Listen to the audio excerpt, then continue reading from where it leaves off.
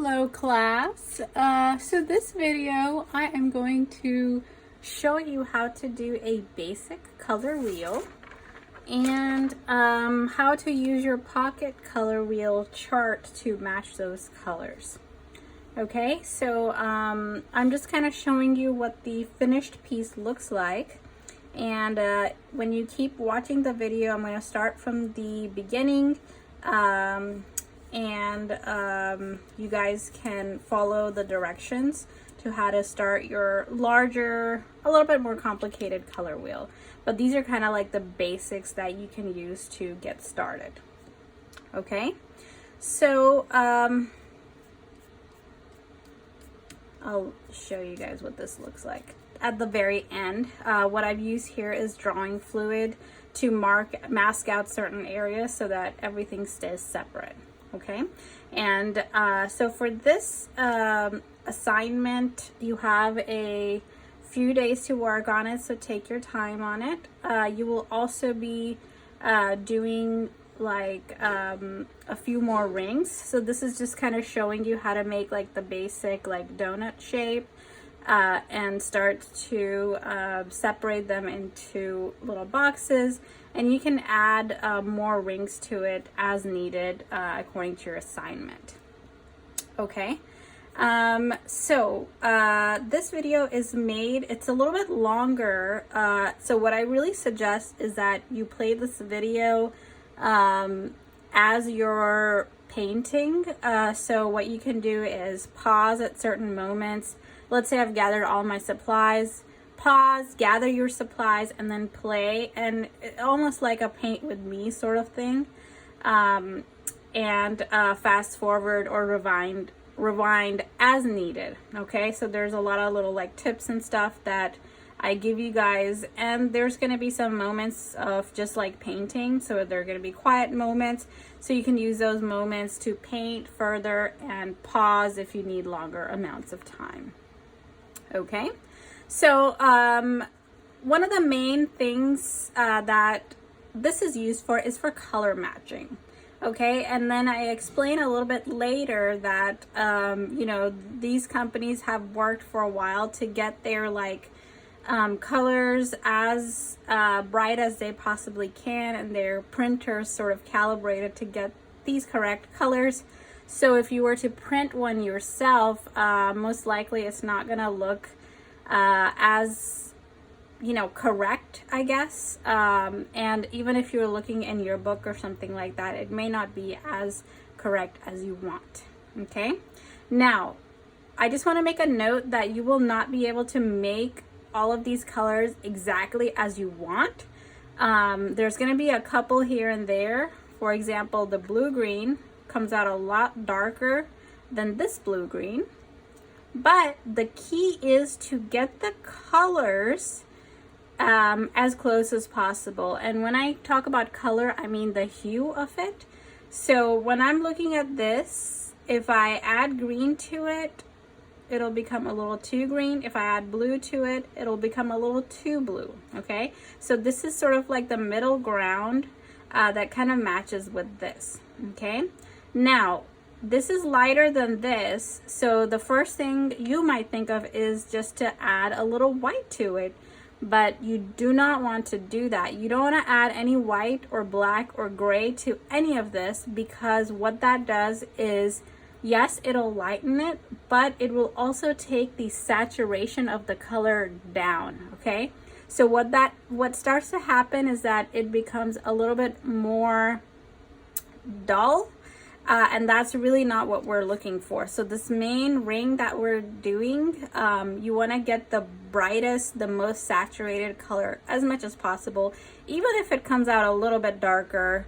I think this is one of the only cases, and then like some of the blue violet is a little bit tricky to work with as well. Okay, so as long as you have the, you know, middle, you know, you can tell that this kind of, it matches this pretty well, except this is just a lighter version of this. Okay, so anyways, go ahead and get your materials together and continue watching this video to see how I come up with this. And at the end, I'm going to remove all of this drawing fluid so you can see what it looks like. Alrighty. Okay, so we are back, and I went ahead and drew some lines separating all of the colors, and I've got my color wheel, and this is a really important part of making your actual color wheel so that you can match all of your colors properly. Now, they've spent a while coming up with like these colors and testing their printing and all that kind of stuff. So that's why this is important. So we're going to use this as a reference to start mixing your colors. I don't need that anymore. You're going to need your gouache, water, your brush, and I think that's it. Okay. So I'm going to start mixing the colors. So I'm going to grab my plate.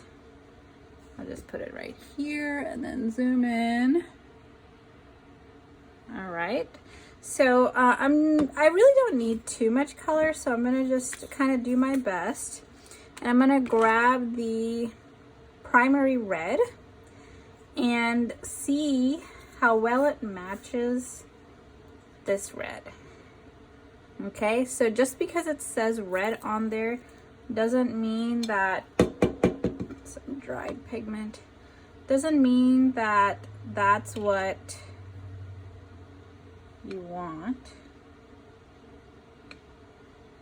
Sometimes it'll be a little too cool, or sometimes it'll be a little too warm.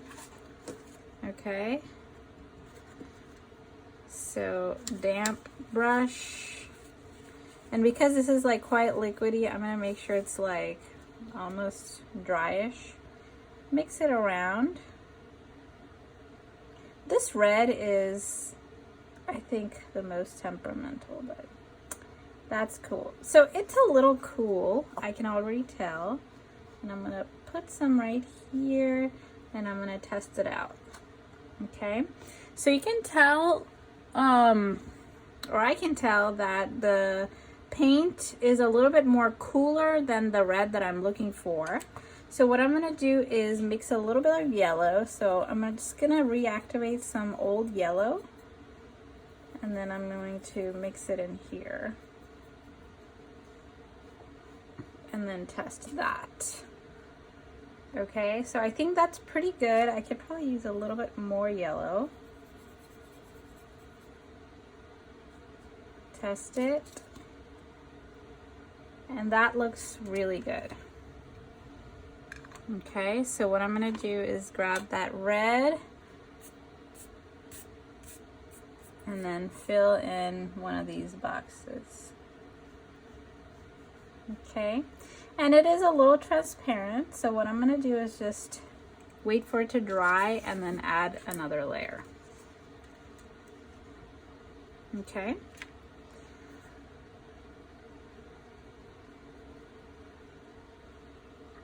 Wash my brush. So this red, I'm just gonna leave it here, and then I'm gonna just move on to the next color, and then go back and add another layer of red here. Okay, because that should give it enough time to just kind of dry. All right, so the next color I want to go with is going to be yellow. I'm just gonna do red, yellow, and blue first, and then, so those are my primary colors, and make sure that I apply them at the right place. So this is red, and then this is gonna be yellow, and then this is gonna be blue. Okay, so I have higher hopes for yellow to match because it usually matches pretty good. Sometimes I shake the tubes because it can kind of mix in.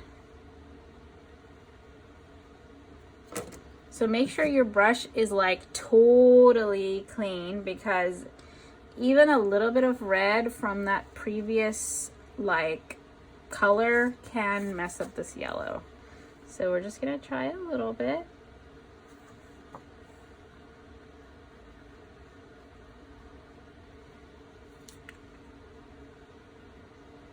Okay, I think that's pretty good. Also remember, when the color dries, it gets a little bit lighter. Okay, so if you feel like it's a little too dark, like just a little bit dark, it's gonna dry up a little bit. And if your yellow looks like, you know, it's being kind of messed up because you used a different color before that, just change your water.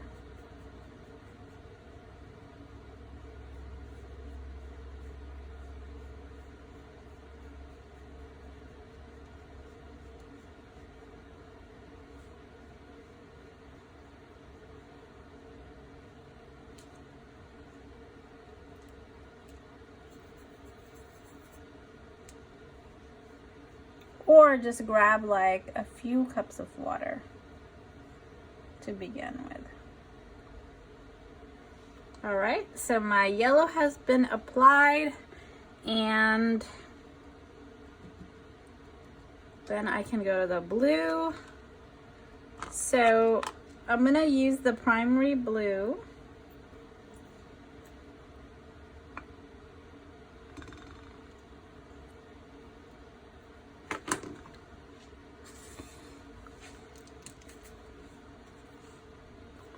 And then, whoops, that's too much water. I forgot to make it damp, not wet. Oops, I'm gonna have to use this side.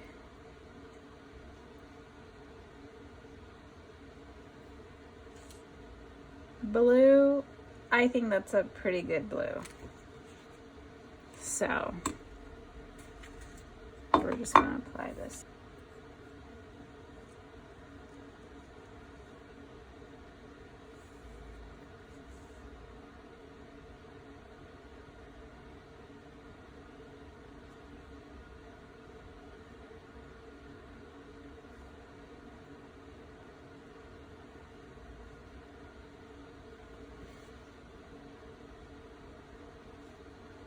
And then it looks like this is a little transparent-y as well, so I'll apply another layer when it's dry. If you apply layers when it's still wet, it's not gonna make a big difference. The yellow usually comes out pretty nice. You think it's the most transparent, and it is, but the way that it layers together, it doesn't show like streaks like the blue or the red does. Okay, looks like my red is dry, so I'm gonna just reactivate that old red. All right.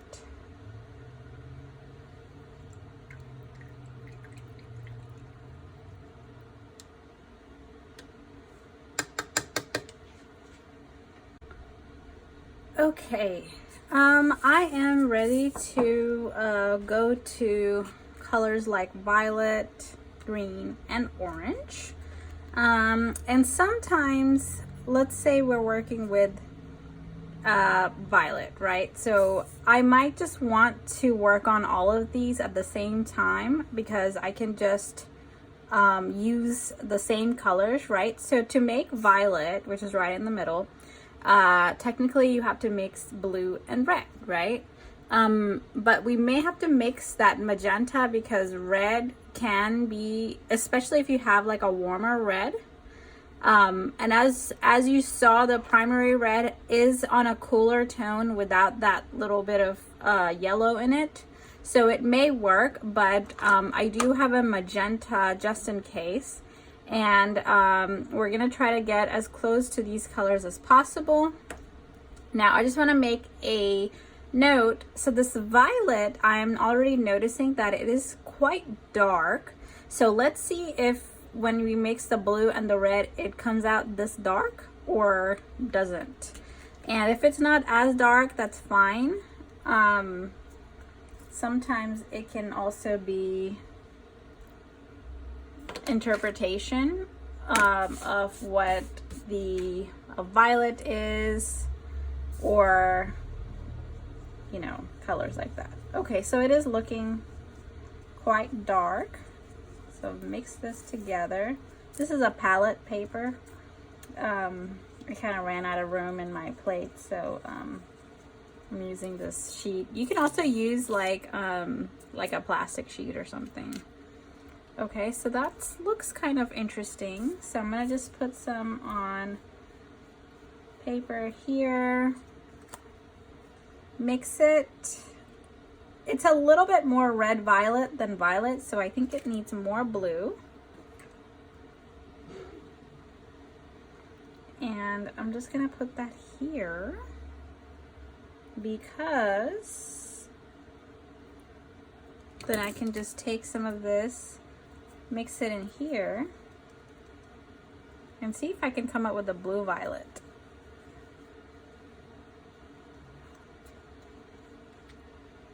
Okay, maybe a little bit more.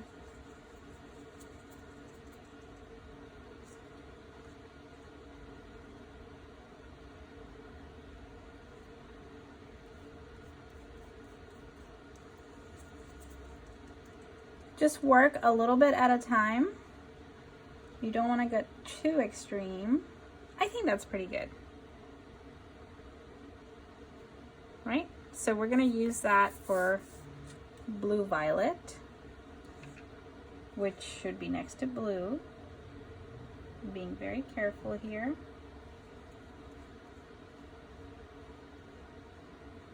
I've also switched to a flat brush here, so I'm going to see how that goes.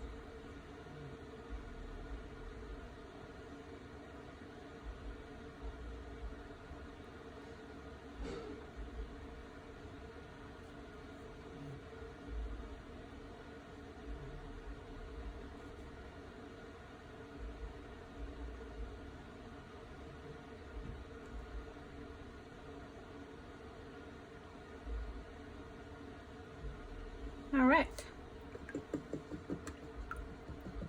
And then keep working on the violet.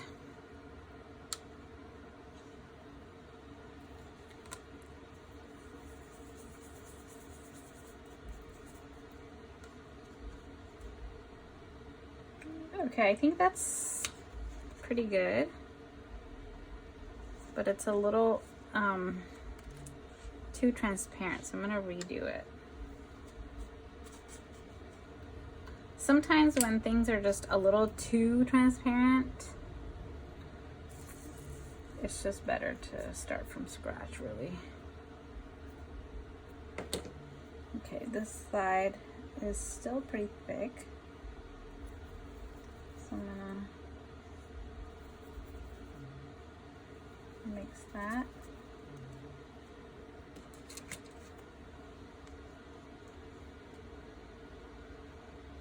I think that's like pretty good. That is pretty good. And this might need a couple of layers.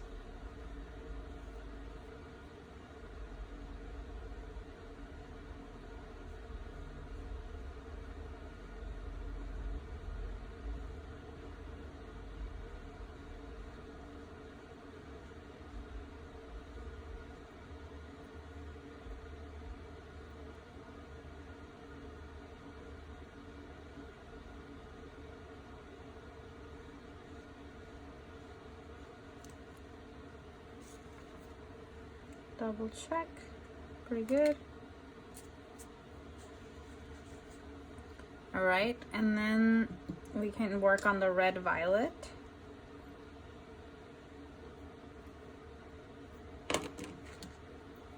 So I'm gonna add some red to get closer to red violet.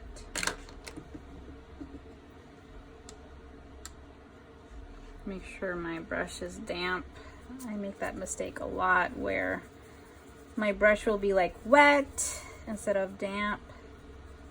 That looks pretty nice, but always test it. It's a little transparent, but I think I could kind of get away with putting 2 layers.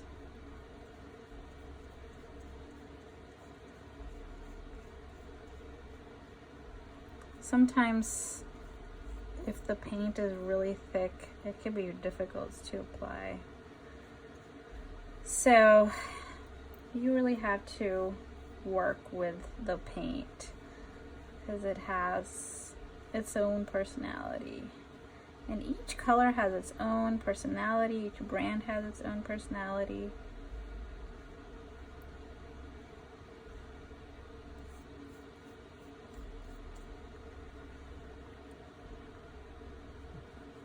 Okay, so this will definitely need another layer, but I'm gonna let this dry.